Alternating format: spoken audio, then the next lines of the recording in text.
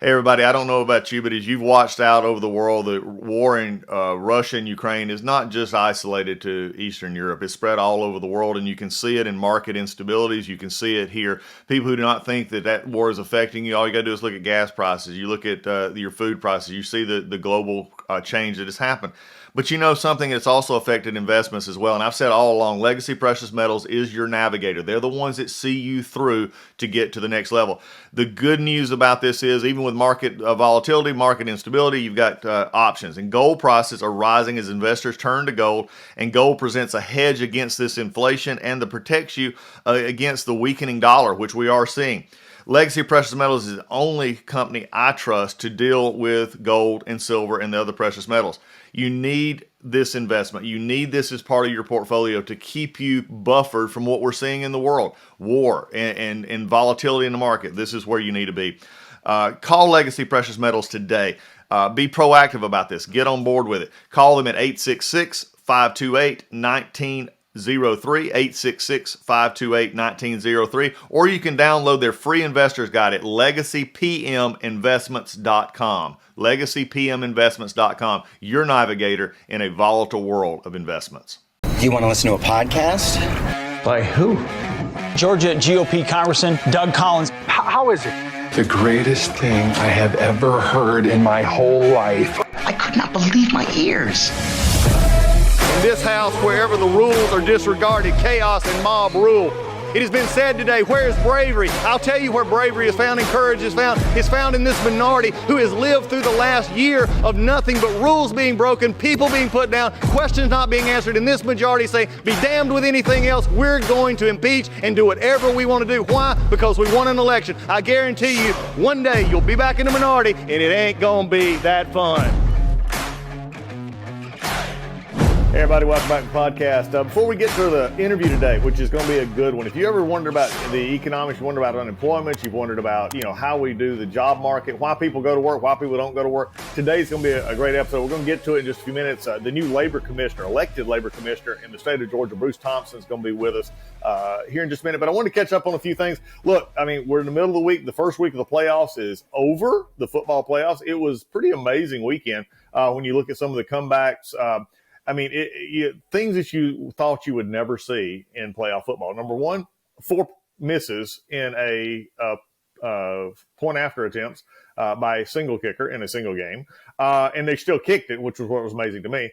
And then also you had a quarterback throw 4 interceptions in the first half and throw 4 touchdown passes in the second half. I think this just shows that playoff football is alive and well. We're going to get some more of that action coming up pretty soon. Also, you got to say, Dallas made it past the first hurdle. We'll see if they make it past that Philadelphia hurdle, if they make it that far, coming up in the near future. So we've got that into play.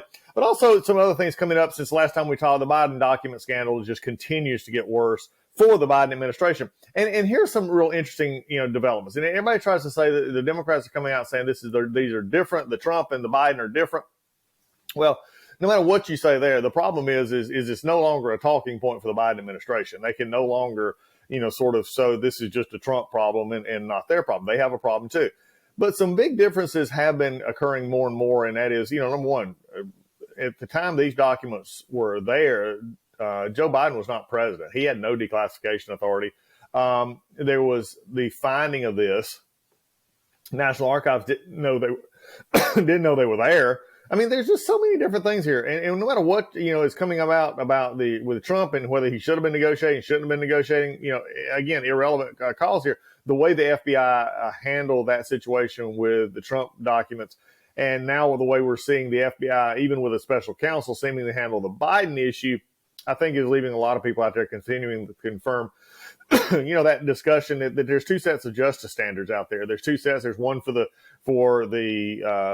in power, and there's one for those that are not, or maybe there's just one for liberals and one for conservatives. And I think that's becoming more and more of an issue. We're going to watch this grow. This is not going away. I mean, just think of the questions that can be asked here, and we'll continue to examine this here on the podcast. But I mean, nobody had control of the access where this was. This is not, just regular documents. These are top secret documents. There's things that are going on that will be investigated. James Comer and his group in the House Oversight Committee, I'm sure, will have a field day with that. But again, it's just continuing getting worse. So for those people last week who were saying, oh, this is just a few papers, well, it's not just a few papers, and it continues to get worse. And there's no real oversight here. So hopefully the special counsel will be doing something about this. But before I get into today's episode, I have to talk about Sheila Jackson Lee. Sheila Jackson Lee is a congresswoman from Texas. I served with her. Sheila Jackson Lee has an amendment for everything, an idea for everything, and has never failed to meet a mic in a speech that she didn't want to give. She gives more 1 minute. She gives more, basically extension of remarks than almost any other member. But she's now come up with something that should be very concerning, and it is a bill that comes up. It's called Leading Against White Supremacy Act of 2023. Now, it would not make it just a federal crime to commit a crime that was inspired by white supremacy. In other words, sort of the takeoff of the hate crime legislation acts here and enhancements. But it would also make it to a crime to post something on social media that promotes white supremacy views if someone else sees it and then commits a crime. This is, starting to draw the attention of everybody from Jonathan Turley and everybody else on down. But listen to that. If you post something, they go out and do something, and it's somehow you're viewed as white supremacy. Again, just an overt attack on First Amendment. Sheila Jackson Lee, I think, knows better than this. I think this is a statement bill that she wants people to talk about or draw attention to. But at the end of the day, folks, we've got to quit playing fast and loose with the Constitution. Playing fast and loose with the Constitution is not a good idea. And when it comes to the issues of speech, remember, I've said it here on this podcast before, I'll say it again. The First Amendment exists for speech that you do not like. Okay, it protects the speech that actually makes you upset. It is that kind of speech that is really protected. It's political speech. And by the way, it's a government actor here. She's putting the government right in the middle of this. And again, unconstitutional as it all comes. But just something to point out that sometimes up there in Washington, they put out these messaging bills to play to the base. But at the end of the day, if enough people started thinking this was a good idea, then our constitutional values go downhill. But that's just to catch up on some things that are happening this week here. Can't wait. We got another edition of Stories You Won't Believe come Friday. But today, I want you to dig into this. There's a quote in this you won't want to miss. It's called Addicted to the Check. It's addicted. There's certain value and infinite worth in finding a job. Bruce Thompson, new labor commissioner in the state of Georgia, joins me today on the podcast. Enjoy. You've been a part of elections. Isn't it amazing how, sometimes elections go smoothly, and transitions go smoothly? I've always wondered, what is it, and again, what does it gain you by it not going smoothly, Well, you would think with all of the media's focus on the Department of Labor and fraud and challenges and so on, that an outgoing commissioner would want to have an amicable relationship with the incoming because, I do now have the keys to allow access to anything and everything. Yeah, it is pretty interesting. But, but I think, there's a lot of life lessons there, Bruce. We look at it from a perspective of business and life. And, you think about how many – I'm really beginning to wonder as we get into this morning, how much of that is not being taught these days? And you and I are a little bit from a generation that, and some nowadays may call it naive a little bit, but I don't think it is. I think there's a place for human kindness. I think even when you're mad, there's a way that you can, relate as long as, again, you always have, I guess blood feuds if you would, but for the most part, everything in life is not a fight. Sure. Well, growing up in Montana, you have fights just like you would anywhere else. But you knock someone down and go, you had enough? And when they'd had enough, you reached down and gave them your hand and you got back up and shoot, you become friends. And what happens on the practice field or as a wrestler, what you did in practice, you worked like crazy trying to knock the guy off. But once it was game time, you were one. And we have got to get to the point where we're one. Yeah. I don't disagree with you at all. And I think we see that too much in the sense, and frankly, is us, I think as Republicans, we tend to take the other route. But folks, look, if you're just tuning into us, we're having a conversation with Bruce Thompson, new labor commissioner for the state of Georgia. I'm very proud of him. He has done a great job winning that election last year, coming in now to take over a very interesting department. We'll get into that a little bit. And I wanted to have Bruce on the podcast here for across the country wise, because we'll dig into it here a little bit, Bruce, about, the labor issues, the marketplace, the workplace. But you have a fascinating story, and especially with one of the biggest stories of last year from the pro-life, and you and I have connected on that issue before because we both of us very much pro-life in what we do. Your story, tell people that story. I mean, because where it comes from you is very personal, your life story. Yeah, pro-life is not a box I check. My mom made some very poor decisions when she was younger. She is nearing the end of her life, so she's not doing well. But she's been married 5 times, and in some of the choices she made, she wound up getting gang raped, working the streets and so on, and I'm the byproduct of that. So spent most of my adult or really childhood life with a stepdad that was an alcoholic and abuser physically as well. But I always thought this other individual was my dad, and sought out to see who he was. And as I got my secret clearance, found out that person was not my dad. And so that's how I came to understand and was revealed to me that she actually didn't know who my dad was. But it's interesting because the pro-life stance, I mean, we've gotten to a point in society now where we say all lives matter. And I think we have to really understand all lives truly matter. We can't just say it. We can't say we're pro-life. It's interesting. Both of my children are newborn adoptions.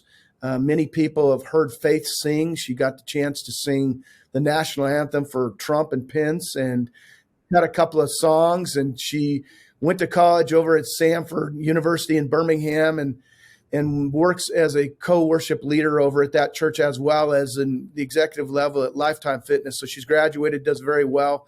But she was literally 5 minutes from being aborted. Her mom wanted to abort because she didn't think she had any other options.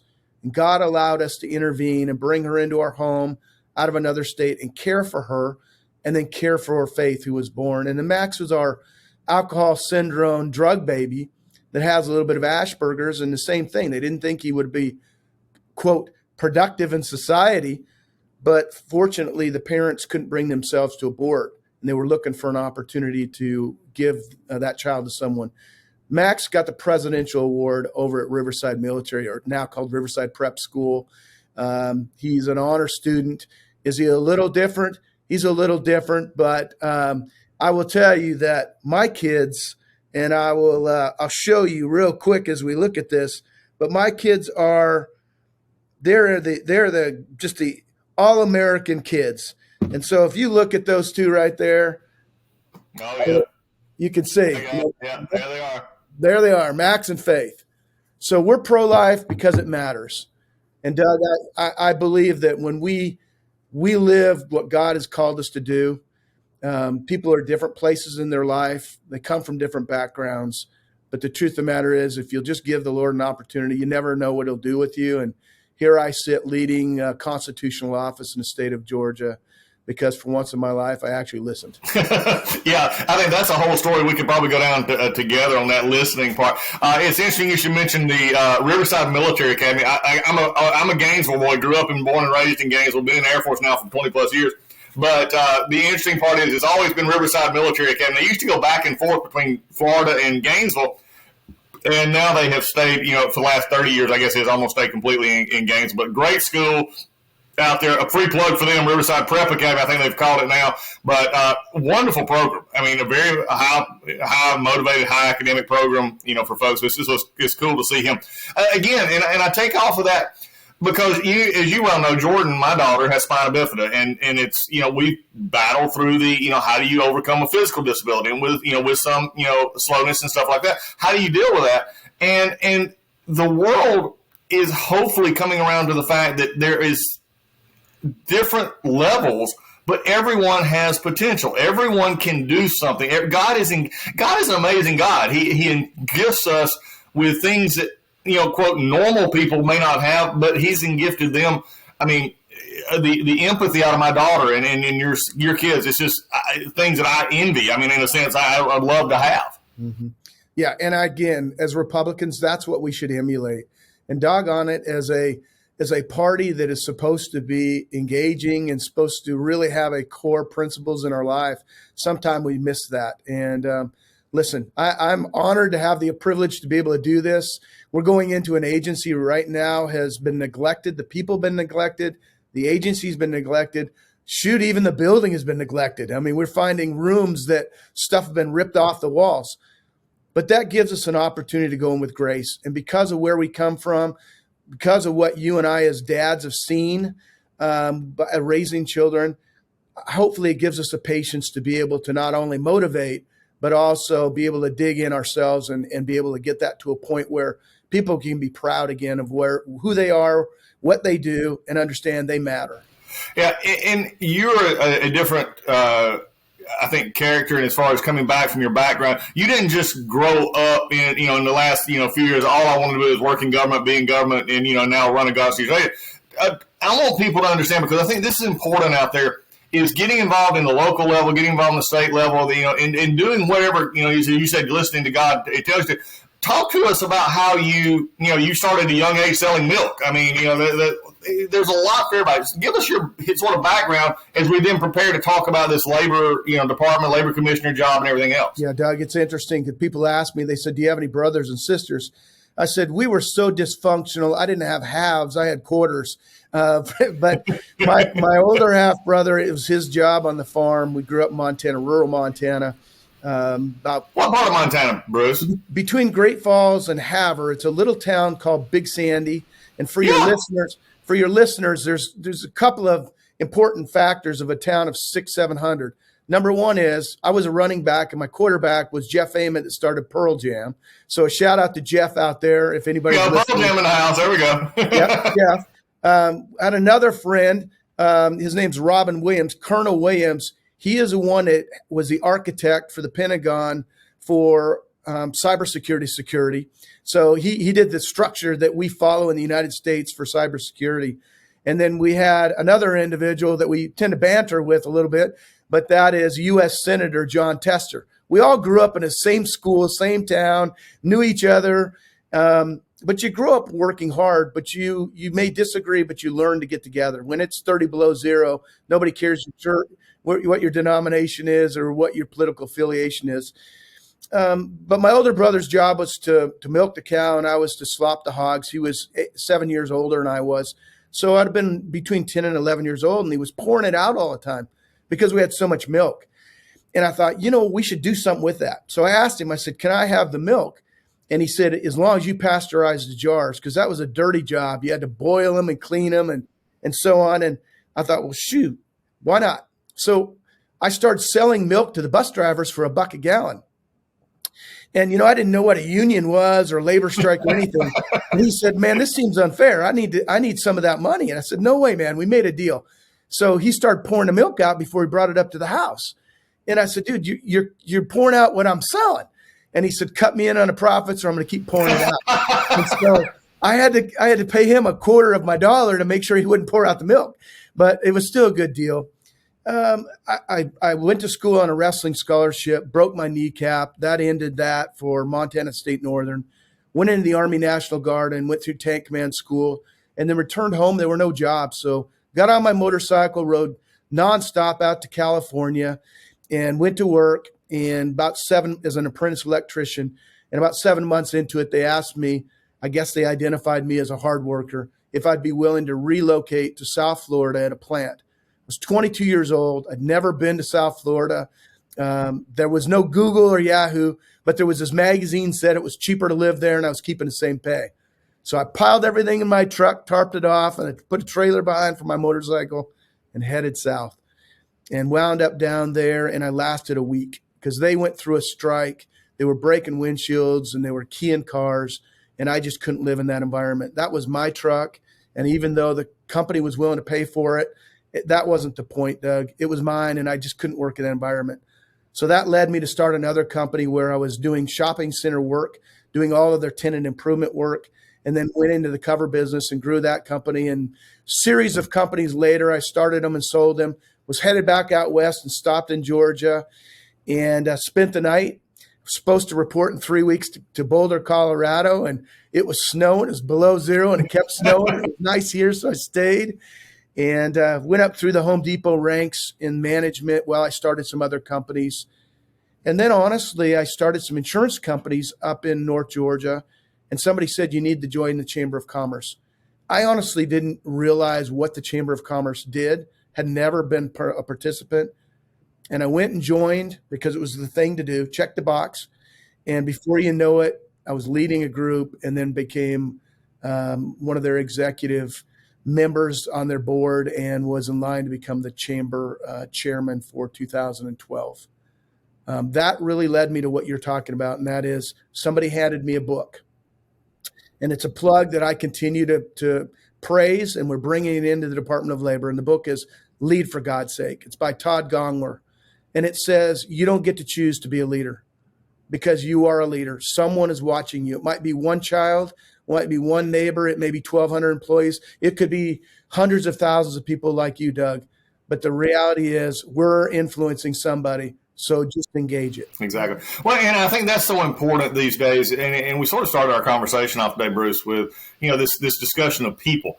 Have we, in your mind, I mean, in some ways, have we lost the idea that what we're doing is about other people? And I think we get wrapped around the axle. And look, policy is great. Look, you'll hear me talk policy all day long. But if you ever divorce what I say, the two Ps, the policy and principle part, this is where I think Republicans actually have the advantage because we have good policies and we believe in the people as opposed to a more liberal tradition that says they may have policy, but they believe the people are subject to the policy. We believe that people can actually do that. How does that translate into now working at an agency that's inherently your job is to look at people in labor market? Yeah, I mean, it's real important. I'm bringing this book in, and the book goes in and says you lead with a hatchet or you lead with a heart. And sometimes you got to have a stick. You got to have some authoritative rule. But then you honestly look at people with a heart. And how do you do that? Well, number one is people think a Department of Labor is that's where you just file your unemployment claim and you get it. Certainly, we've had our problems with not getting those claims out. But you need to complete the life cycle. We've got to get people off of unemployment and back to work. There is something inherent inside of us that if we work with our hands, it's biblical, and you accomplish something yourself, it gives you the dignity to be and feel and be proud. And when someone's just giving and handing to you, like it says in the Bible, don't just give them a fish, teach them how to fish. That's what the Department of Labor is supposed to do. And it's been broken, and we seek to be able to change that. Regardless whether you're a janitor or you're an airline pilot, it doesn't matter. Whatever your skill is, we want to get you back on your feet and back gainfully employed. And the truth of the matter is, we can go down and look at statistics. The person that is not gainfully employed, there's an erosion that happens not within them, or it is with them, but also that extends to their family and so many other parts of their life. I think so many times we try to separate the physical, spiritual, and mental parts of our life. And it's like it's more of a wheel. It's if one of those parts is out of balance, if you want to call it a triangle, you want to call it whatever. If one of those is out of balance, it throws us off. And if we don't exercise that, I think that's an interesting discussion. Let's get into some things what we're seeing across the country. I mean, recently we're back now post-pandemic. We're at 3.5% unemployment, but there's an interesting change to that. I'd love to hear your take on this. That 3.5% unemployment is also a shrinking workforce. In other words, there's many people just opting out of the workforce. Some of it, and I'd love to hear because I think people hear this all the time. There are certain states and certain places where it is actually more profitable, and I hate to use those words, to not be working because of the benefits accrued. How do we break that cycle when you're upwards in some states of $60,000 and $70,000 equivalency for doing nothing? Right. It's interesting. Where I grew up, great state of Montana, and I said this on the campaign trail. If you go into the parks, there are monster signs up that say, do not feed the bears.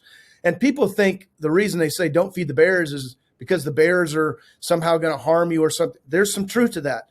But the reality is don't feed the bears because they lose the ability to feed themselves and they perish. That's exactly what this government did during the pandemic. We handed out so much money for so long. And I'm not saying that people did not need to be cared for. We know the pandemic was real. There were some real challenges that happened.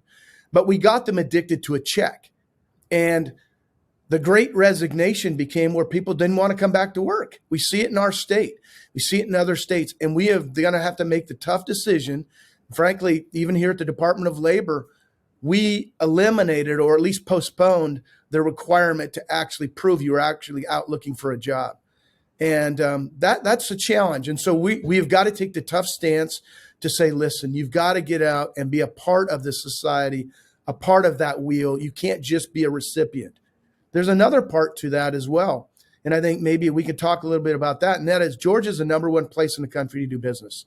We're 9 years in a row. I mean, it is roaring our economy.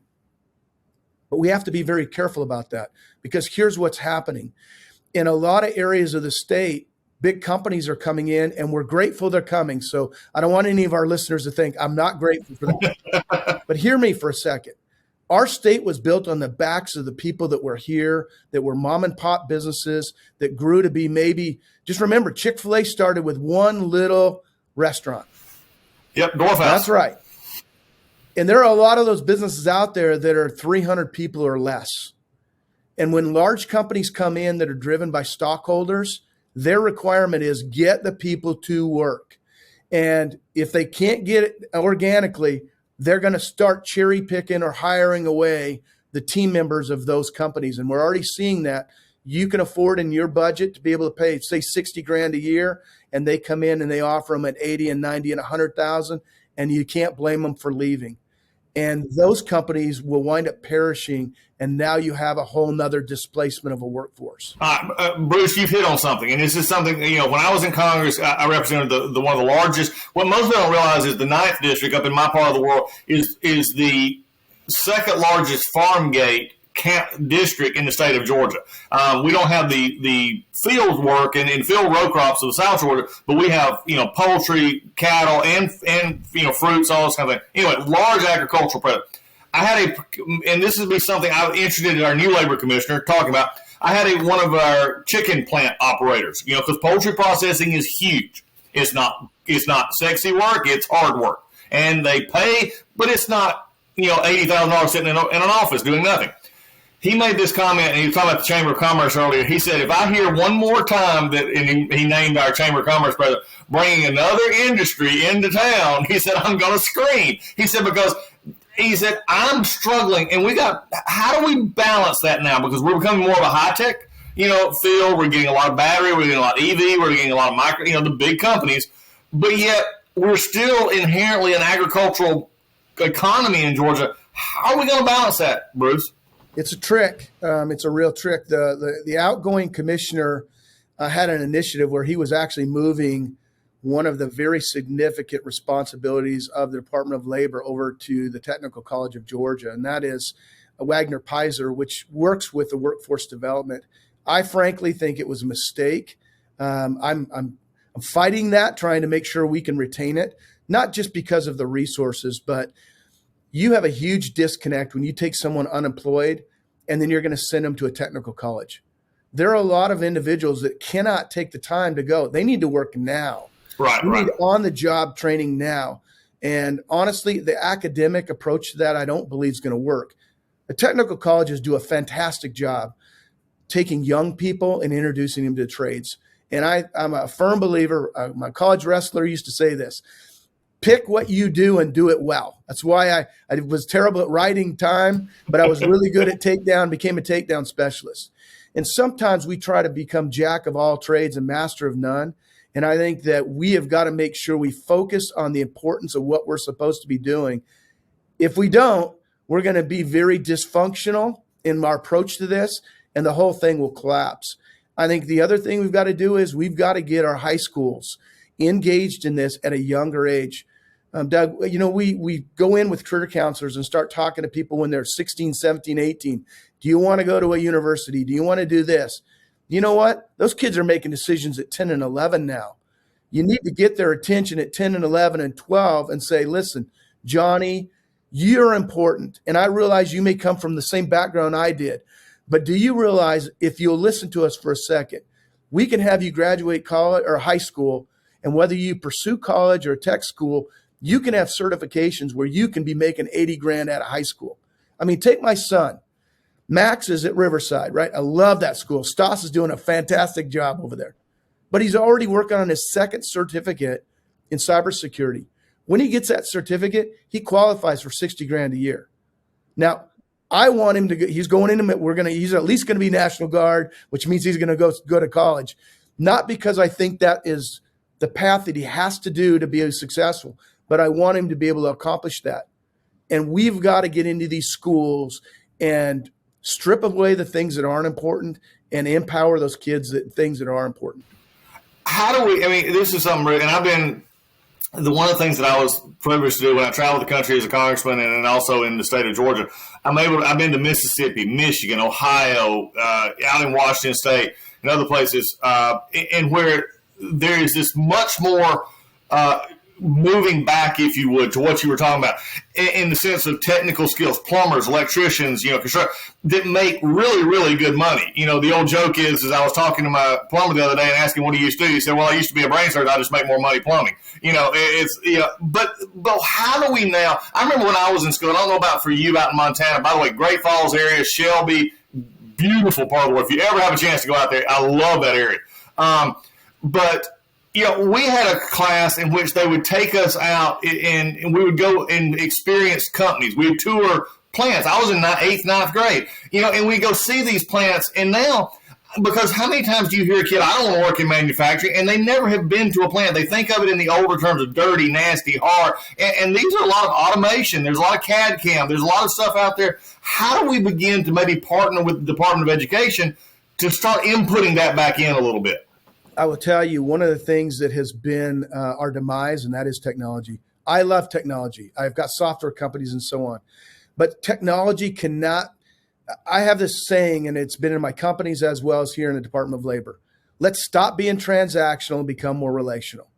And what we do is we bring technology into the schools because it's less expensive, and we put a PowerPoint or maybe a movie on or even maybe a Zoom. And yes, you and I are doing it right now, but that's great. But the truth of the matter is when you get these young people and you say, hey, I want you to experience this welding. I want you to experience a Kia plant, and it's automated and so on, and they're watching it on a screen. It is not the same as taking it there. It's like trying to take a man and telling them about birthing a child, and they watch it and go, you ask Lisa, and she'd grab your neck, Doug, when you say, oh, I know what you went through. She'd say, oh, no, you don't. They've got to experience it. And I think that's where the investment needs to be. We've got to get them on these campuses to experience it. All right, let's turn here. I think, like you said, you got a huge job ahead. Part of the Department of Labor, and I know the concern I've had, and this is for our national, all over the world audience. I'm not want to be Georgia Pacific, but I think there's been a lot of problems at the Department of Labor in Georgia with trying to get rid of work instead of taking on work. And one of the areas, and I want to touch on this before we sort of finish up here in a minute, is this developmental disabilities issue. And I know that Department of Labor with Warmer Springs, the rehabilitation, how do you envision what I know some of it's been taken away, some of it's been moved, some of it needs to be brought back. How do you envision a workforce for like my daughter, others and others who, want to get out there, they need the skills, but often are overlooked in the system because, as you said earlier, it's just easier to give them something than to train them and get them into the workplace? Well, first of all, I wish you still were in Congress. I'll say that. It would make it a lot easier. We're one of only 3 states that the people elect the labor commissioner. So that is a distinction that's very important, really. What can we do with that? What's my vision with that? I think the reality of it is if you look at just autism alone, right? Autism is like 1 in 4, 1 in 5 of every male now has some form of autism. We've got to take and get to the young people in schools and the families and provide an opportunity. I've got a young lady that's on my team. She's a special assistant to me. She's also our chief development officer. She's been with us 5 years. She created a mentoring program called Hannah's Gardens, where she took young ladies and taught them essential skills. We used to call it soft skills and hard skills. They're essential skills. And those young ladies did very, very well. We plan to do the exact same thing in the Department of Labor, but also do it where you open it up to the individuals, the young people that have some special disabilities or special needs. You can teach them those essential skills and then marry them up with the opportunities. Listen, the companies out there are begging for employees. It's time for those barriers to be broken down and say that there are individuals that maybe have hearing loss or other things, or maybe they can't be as mobile, but they can do these jobs. They just have to be married up to be able to do that. And we want to be that partner to be able to bring people together. I love it. All right, before we get going here, you are now stepping into a very political role. It's a very, you're dealing a lot with the federal government because of the benefits and packages that you're having to deal with. You're literally 1 weekend, if this so to speak. Day two. Here we go. As we look at 4 years from now, what would Bruce Thompson say was successful? What do you think? What's your metrics that you're looking for? Well, I would tell you already, we are day 2, and we are going to go to our appropriations in our Senate and House with a presentation already.